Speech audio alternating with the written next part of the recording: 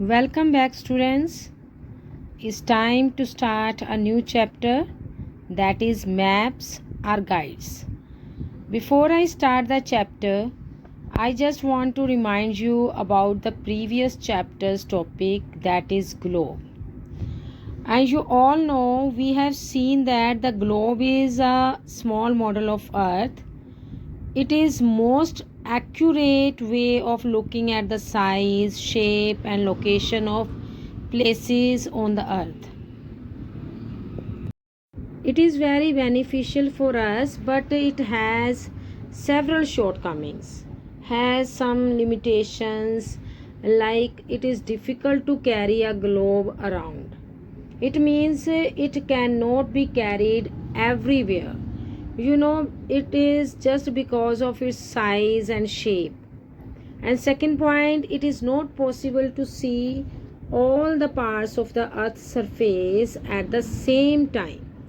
As you all know, the earth is round in shape and it is not possible to us to see the all parts of the earth at one time. You can see only half the globe at one time, and if you want to see the rest part, you have to turn the globe, because rest part is at the back side of the visible area, and you can see that part is not visible to us, it is hidden. Next point, it cannot show detailed information, and to get detailed information we will have to make huge globes, and they will be difficult to make and reach. And students, to avoid these problems, we normally use maps instead of a globe. Students, do you know what is map? A map is a drawing of the earth or a part of it on a flat surface. Flat surface like a sheet of the paper. Clear? Map gives more specific and detailed information as compared to a globe. A map is easy to carry. It can be folded or rolled and carried anywhere. Students, maps can be drawn to show the whole world, a single continent, a country, a city, or even a neighborhood. They can be drawn in any size. Maps can be of different sizes. Wall maps are very huge maps which are used for display, and it can be easily rolled up and folded and carried. And students, a book of map is called an atlas, and in atlas we have several kinds of maps. Look at the screen, students. Here you can see 7 continents and 5 oceans map. Here you can see 7 continents like Australia, Asia, Africa, Europe, North America and South America. And here you can see 5 oceans like Arctic Ocean, Atlantic Ocean, Pacific Ocean, Southern Ocean and Indian Ocean. Beta, same like globe, there are shortcomings of map also. The larger the area covered by the map, the more will be the errors in it. A map of your neighborhood can be drawn accurately as it covered a small area, but a map of India or a map of the world will have errors because they cover very large areas. Students, let me tell you about the advantages of maps. First point, maps are cheaper than globes. As you all know, maps are made up of paper and it is cheaper than globes. And another point, maps show detailed information, and it gives us specific and detailed information as compared to the globe. And maps can show themes and be used for comparing things. And another point, maps can be put into a book. called the atlas. We have a book of maps that is called atlas, and maps are portable. It means it can be folded and rolled and carried anywhere. Students, there are different types of maps, and one of them is political map, second one is physical maps, and third one is known as thematical maps. First kind, political maps. Maps showing boundaries of the countries and states and the important cities known as political maps. It means the maps that shows different countries, different states in a country. Such maps are called political maps. Look at the screen, students. Here you can see a political map of India, and here you can easily see different states of India and the boundaries of different states of India. You can see here on the top we have Jammu and Kashmir, that is showing in green color here, and also we have from the Jammu and Kashmir, under the Jammu and Kashmir you can see Himachal Pradesh and Punjab, and you can see here so many other kinds of states of India. And in political map you can see the capitals of states and capital of our country also. Another kind of map is physical maps. And students, maps showing natural features of land such as mountains, rivers and plains are known as physical maps. Here on the screen you can see physical map of India. Here brown color shows mountains, and light green color shows plains, and dark green coastal plains, and pink shows plateau, and yellow color shows desert. And this is called the physical map that tells us about the physical features of any country. Next kind of map is thematical maps. The maps which are based on a theme or a topic are called thematical maps. What are thematical maps? The maps which are based on a theme or a topic are called thematical maps.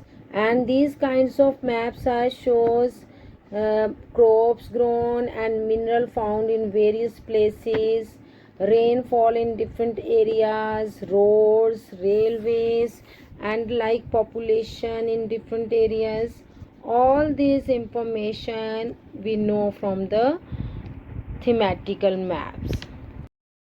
Students, there are four main elements of a map, like directions, scale, colors and symbols. These elements are used to give us different bits of information about the map and the area it covers. And once we understand these elements, we will be able to use the map better way. Students, one of the most important elements of a map is directions. And you all know there are four major directions that are also known as cardinal directions, and they are north, south, east and west. Usually maps are drawn with north at the top, and if you know where north lies, it is easy to find south, east and west. The bottom of the map is the south, and to your right hand is east, and to your left hand is west. And students, some maps indicates north with an arrow marked N. Okay, look at the screen. You can see the directions on the map. Here you can see north on the top, and the bottom of the map is the south, and in our right hand side you can see east, and in our left hand side you can see west in the picture. Students, there are four sub directions also. that are also known as intermediate directions, and they are northeast, southeast, northwest and southwest. Let me show you the picture of subdirections. You can see here northeast lies between north and east, northwest lies between north and west, and similarly between south and east lies southeast, and between south and west lies southwest. All the maps follow the same system of showing directions and subdirections. Next important element of a map is scale. And do you know, students, we cannot make maps showing the actual size of a place, so we use scale. And do you know what is scale? Yes, a scale of a map is the ratio between distance showing on the map and the actual distance on the ground. Suppose the distance between two cities is 100 kilometers. On the map, it is shown as 1 centimeter. The scale is written as 1 centimeter is equal to 100 kilometers. The scale is usually shown in a corner of the map. It can be on the top on the map or at the bottom of the map. Look at the screen, students. You can see a bar on the screen, and this is called the linear scale, or it is also known as graphical scale. It is given in the form of a bar which is divided at regular intervals.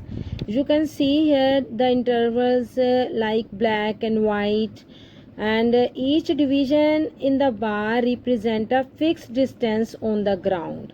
You can see first black interval is from 100, and then 200, 300, 400 and 500 kilometers.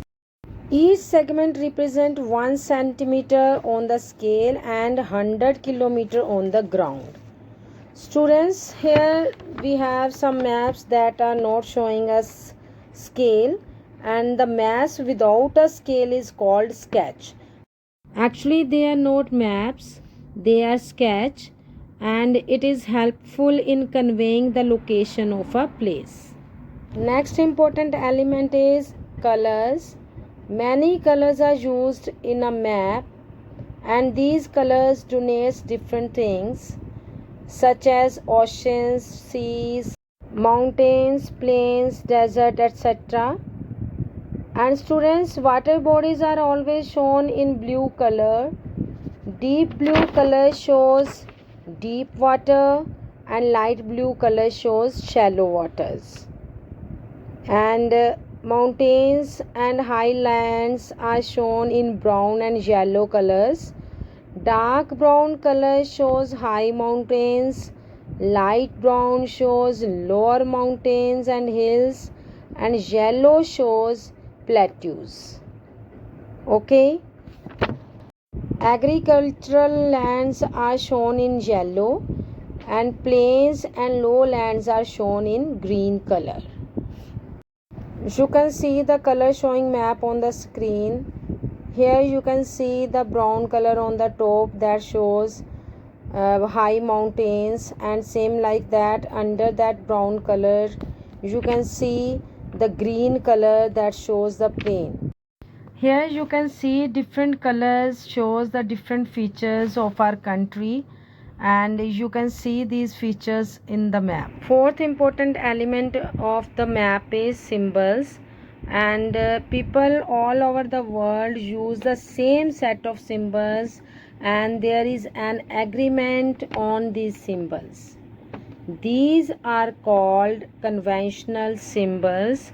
And students, the capital of a country is shown by a dot inside a circle. Same like that, there are several other symbols that can show on the screen right now. Before I give you detail, I want to tell you about what is symbol. Actually, a symbol is a shape or sign that is used to represent something. And you can see different kinds of symbols on the maps. Let me show you the pictures that gives you information about the most famous symbols on the maps. You can see here, first of all, you can see dash dot dash dot dash, and this sign is shows us the boundaries between the countries. And next shows us dash dash dash, this is called sea routes. And another sign that is smaller dash with dots, that is called boundary between states.